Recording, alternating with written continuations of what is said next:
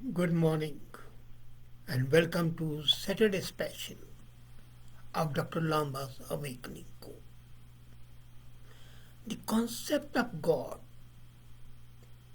has always been different. Different people, different religions, different worlds view God differently. Of course, I'm talking about the people who believe in God. The people who do not believe in God is not relevant to them. And Hinduism, as one of the oldest religions, has a varied conception of God. If somebody thinks that the conception, the idea of the God in Hinduism is identical in every way, then there's a mistaken notion. The different schools have different concepts of God. Ultimately, it's the same, but then the way you think of it, the way you view it, the way you visualize it is different. And Patanjali, the father of yoga, and the Vedas and the Upanishads, they have a different view of God. They are at variance with each other. And Sankhya school and the yoga school, in fact, have a major difference. And that major difference points out the differences in thought. The Sankhya school of philosophy comprises theoretical knowledge, but Patanjali's yoga school is a spiritual practice, and they differ in the conception of God. And Sankhya school is basically based on Upanishads and Vedas. So though the Sankhya school does not argue for the non-existence of God, it regards God as an unnecessary postulate. If you go through the Upanishads, God is there. They don't say God doesn't exist, but it's not. It's just like saying that the world has been created and now it's not being piloted, it's an autopilot. So if the pilot is absent, that doesn't mean the end of the world. But the conception of God in yoga is radically different. In Upanishads, God is the supreme ruler of the universe in the sense that he is a creator, sustainer, annihilator. The Hindu concept of Trimurti. The creator is Brahma, Vishnu, and Mahesh. But Patanjali does not regard God as a creator, and therefore he names God as Ishwar. Now, this was the first time, if you look at all the four Vedas and all the Puranas and all the Upanishads and Shastras, especially if you look at Uttar Mimamsa and Dakshin Mimamsa, you would understand that God, as conceived by the Upanishads, is a supreme leader, but a postulate.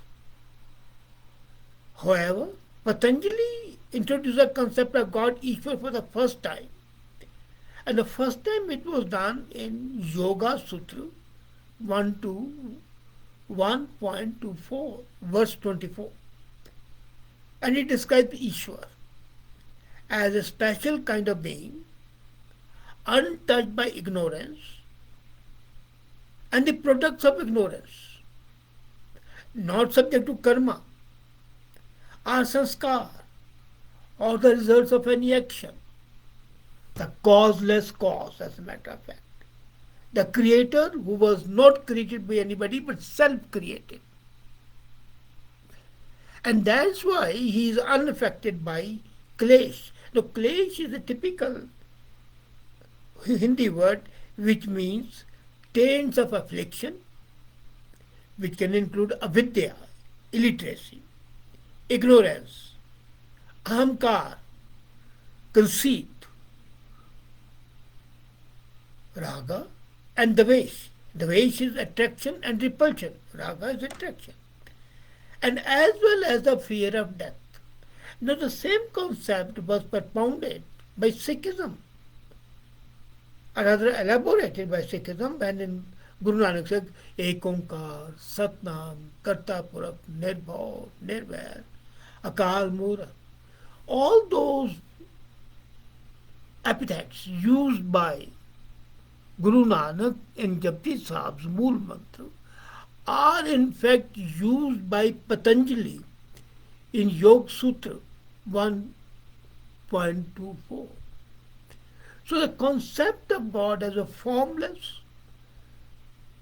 as Teflon coated being, away from all afflictions and even love, and no death. But the God is connected with all things and beings. Although He is not affected, but He affects everything. Now this is the curious. Normally, every action has an equal and opposite reaction. But not here. Here the difference comes. And God is again what Guru Nanak says, both immanent and transcendent. Upanishads don't say that. They say God is there for everything. He is transcendental, but even then He affects your life. You are predestined to do things. You cannot escape. Now that difference is a major difference. And he goes on further. The supremacy of God, according to Patanjali, again, I'd say it goes again to Guru Nanak, that Ishwar is unborn, he is undying and free from sanskaras. And then his knowledge is infinite and perfect. As a matter of fact, this sense of perfection of God is practically in every religion. But look at the other religions. In Christianity or in Judaism, God can become angry. Not in Patanjali. Because He is not responsible for your action. And He doesn't get angry at you because if you have done something wrong, you would suffer for it. There is another difference of Patanjali with the Advaita Vedantic theory. And that's a very, very important one. That is that when a man is liberated, he becomes one with Brahma. Patanjali upholds that man can only attain refuge in him, but can never become one with him. They say subtle nuance. Advaita says that you can attain the status of a God and merge in God. Patanjali doesn't agree with that. He says that you can approach Him, you can be approximating to Him, but you cannot be Him. So Ishwar aims to be bestowing grace on the living beings by teaching knowledge and dharma, righteousness. And as a result of devotion to God, one can achieve perfect samadhi, fine. But you are not one with that. And that is what, when they say you go and merge in that God, is not possible according to Patanjali. But in Advaita and in Vedic philosophy, Vedantic theory is very clear that you can merge with the God and the life spark can join the life spark. Then Patanjali does not assign any specific name or any form to Ishwar. Narankar. His Ishwar can be compared with a screen without on which any name and form can be projected. So you can visualize him as a clean shaven, handsome guy, or you can conceive him as Ardhanarishwar, half man, half woman, or half lion, half man, whatever you want. But then God himself doesn't have any form. He is Nirankar. And whatever qualities, what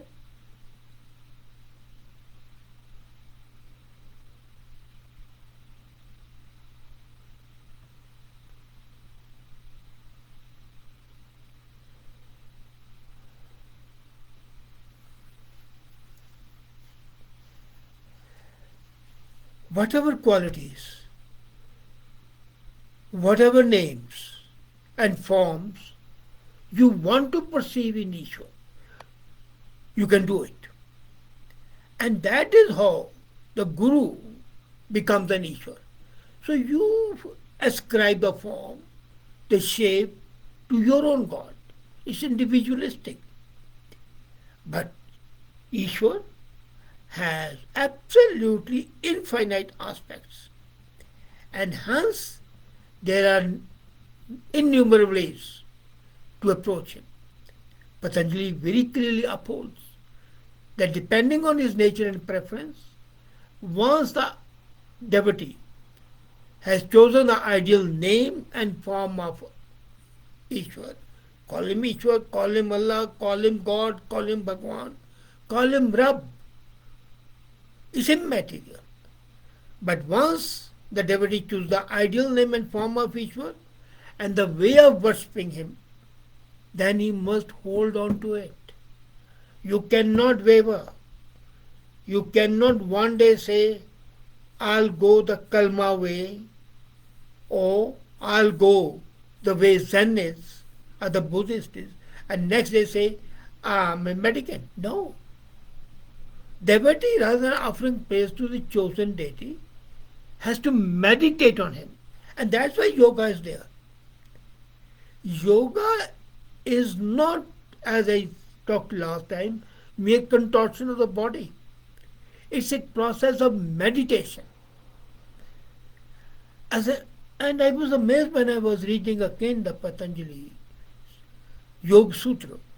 It is also meant to counteract pollution. I'll talk about it one other day. So, the devotee chooses that deity. It's a choice. And once that deity is chosen, you stick to it. And Patanjali says, while elaborating the difference between the two, when you pray, you have to believe in someone who is listening to your prayer. And here he says, it can be your mind even. When you meditate alone. So you pray to somebody outside yourself, but you meditate on yourself. In prayer, the other is required. In meditation, you alone are enough. And when you alone meditate, then you are approximating God. Not merging God, but approximating God. Now, according to Vedas, God is nirgun, without attribute, opinionless, nirvikar, formless, nirankar, and infinite timeless, anant, supreme consciousness, Sach, Chit Anant. Now that can be an opinionless God, punish and reward people. Can a formless God be seen? That's basically, and how does Patanjali define God? God is used as a Purush, Vishesh. Purush is within us. We are made of Purush and Prakriti. God is a Vishesh Purush. Vishesh is special. And Ishwar was used in earlier sutra also, but this Yoga Sutra is different from Samkhya. And Patanjali mentions only omniscience, eternal freedom from karmas, and the fact that God is a primordial spiritual teacher. And not only that, again, Guru Nanak and Patanjali have the same connection. The God is absolute truth, Satnam, Karta Purak, primordial, absolute truth. So the advantage of Patanjali's action of Ishwar or Brahma is that we cannot imagine Brahma, let alone know him. But here you can imagine Ishwar, you can perceive him because you visualize him. And that you can do according to your nature, your habits. So Ishwar has attributes which your intellect can recognize. Now, yoga is a perfect sense. Let's be clear. But yoga doesn't teach you to lean on Ishwar for fulfilling your mundane needs. Now, if you look at Vedas and others, you can pray to God for anything. Not in Patanjali. God is not an escape route. Through yogic exercises, Patanjali's objective is to help you think, speak, and act in a manner that leads to freedom from elements that disturb you, leading to karmic bonds. Now, God is supposed to be a creator, controller, and destroyer of the world according to Hindu, not in the according to Vedic philosophy or Upanishad philosophy. But the body of God, as per Vedanta philosophy, is the entire body of the universe, Prakriti, and it's Prakriti on which the Brahma shines. So that non-duality, single element, which is Sat, is there. Now let's be very clear, according to Patanjali, as I said, God is not someone running the universe, sitting in heaven. While Vedic philosophy says God ordains everything, you cannot do anything. Even Krishna in Bhagavad Gita says, whatever you are doing, God is asking you to do it. But Patanjali doesn't agree. Patanjali says it's an autopilot system set in motion, and the result is clear-cut results coming out of specific actions. So actions result in reaction. You sow a mango seed, mangoes come, not oranges. It's a perfect rule of Prakriti. So God is not needed for that. It's not something that God existence is denied. It is that you can ignore God or you can visualize God according to your need. It's more a refined form of agnosticism where you get the results of your deeds, but not some outside agencies dictating to you. And these major differences in these two concepts are in fact show the ambiguity that exists in Hinduism. That the different opposing views can be accommodated in one religion. They have the same end is the same. But the perceptions, the thoughts, they differ. And God as conceived in the Upanishads and God as conceived in the Yoga Shastra are apparently identical, but a whole way different. Thank you.